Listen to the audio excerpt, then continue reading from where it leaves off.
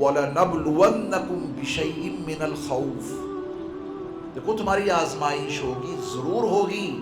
اور وہ آزمائش کوئی اور نہیں ہم کریں گے، اللہ کا فرمان ہے، ہم تمہاری آزمائش کریں گے تم پر خوف مسلط کر کے۔ دنیا والوں پہ خوف آیا،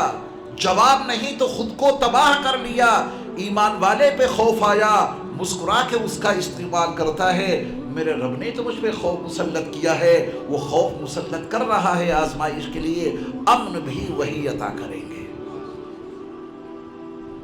جس دن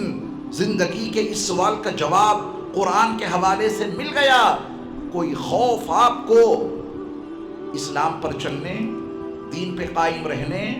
اللہ کے حکام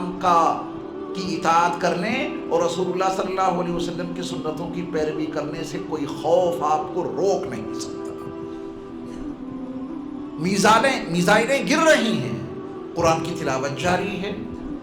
گھر توڑے جا رہے ہیں، نماز برپا کی جا رہی ہے، یہ کون سی زندگی ہے؟ انسانوں کی عقل سے باہر ان پر اتنا خوف مسلط کیا گیا، ان کی صحت پہ کوئی فرق ہی نہیں پڑ رہا۔